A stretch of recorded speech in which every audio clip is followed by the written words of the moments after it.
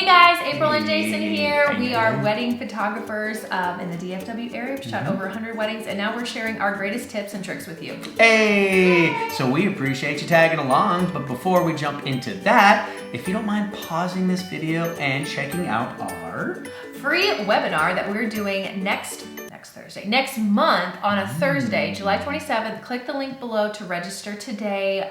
We are going to have so many people signed up and show up, and we're excited to share all the things with you. We're going to go over 6 tips on how to make your photo stand out online. So if you don't mind doing that, we would appreciate it. Maybe give us a like and subscribe. Thank you. But for today, we're going to jump right into basically aperture and kind of what lenses we prefer just in general. That give us that will also give us low aperture, but also kind of just like what lenses we prefer, what lenses give the lowest aperture, and then also situational lenses. So like what lenses we're using for different scenarios. Okay? So we're going to get right into that. Thanks, y'all.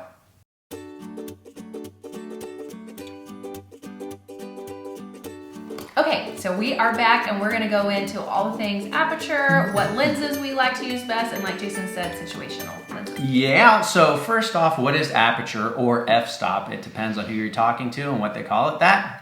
Or why, who calls it that? Words are hard. Words are hard. Anyway, so aperture or f-stop is basically what controls the blur in the image. It also controls lighting. We're not gonna, so basically, yeah, we'll get into that a little bit. The lower the aperture is set, the more light will come into your camera because the more light is hitting the camera sensor. Also, the more blur you're gonna get in the background or on your subject, so be careful. And fun fact, we honestly used to use box lenses, which these are the lenses that came in the box, and those only go down to a certain point. Like a 3.5. It goes down to a 3.5. The way you can see it, it says actually on the lens that you have. So we'll go through all of our This has a lens hood on it, so you can't see it, but if you see on the side there, it's gonna say 1.4.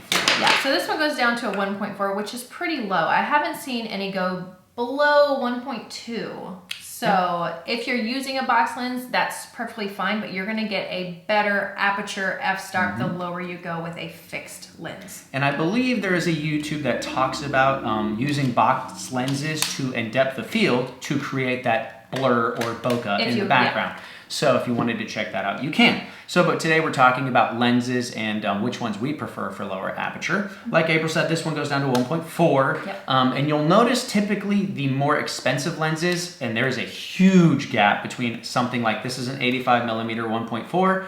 They make an 85 millimeter 1.8, and there is like $1,000 difference between those lenses because there is a big difference in there. So regardless, the lens I'm holding right now is a Canon 70x200. It goes down to a 2.8, which is the lowest that they go in the 70x200. So that's not very low when it comes to bokeh or aperture as far as creating that goes. But this particular lens I love because depth of field comes into play. We're not going to get a ton into that, but the farther I stand away from my subject, and the more zoomed in I am, the more blur I will create in the background. So even though it goes down to a 2.8, I can still create that. So that's why I love this lens. I primarily use this lens for ceremonies. This lens is great for sporting events. So pretty much that though. And it's very heavy. It is a heavy lens. I know you can't really tell, but if you are on a wedding day shooting with this the whole day, he does the majority of it, so he's a hoss. But I don't prefer this lens because it is so heavy.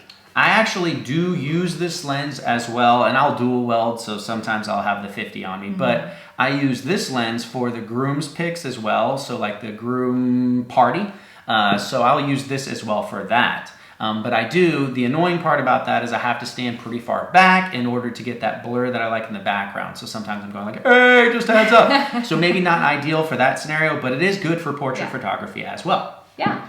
And I actually prefer, on wedding days, the majority of the time, I use a lens that zooms in and out. I know I talked about not using the box lens, that's not our favorite, but there are lenses that are not prime lenses, Are they prime lenses? Yes. They are. Well, this is a prime, so any non-zoom lens is a prime, right? Okay, so it's a non-prime lens, but you can zoom in and out, and the aperture still goes as low as 2.8, and some of them even go as low as 2.0, which we are going to invest in the future.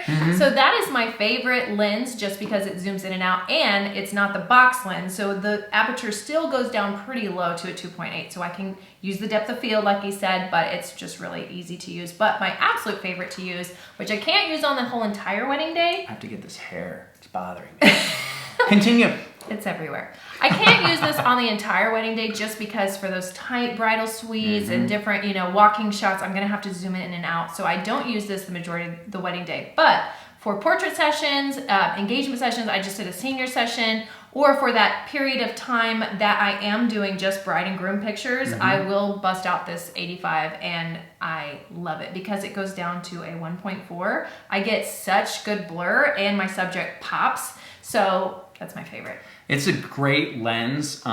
So one little caveat as far as like beware when shooting at a 1.4. If you have a mirrorless camera these days, they do a phenomenal job getting pictures in focus. That being said, sometimes you'll still get blurry pictures at a 1.4 because your subject is moving or your hands are moving when you're holding the camera. They call it camera shake. So be careful of that. If you are using this lens and you don't have a mirrorless camera, like if I have a Mark IV that I shoot with a lot of the time, and honestly, if I'm using this lens and my subject's moving and I'm at a 1.4, it is not going to be in focus. April's will be in focus probably like 80% of the time. Because I use the R6. So a lot of the times I'll just let her use this lens and I will use this one. Both these lenses have image stabilization, which is phenomenal, which also helps with the camera shake and keeping things in focus.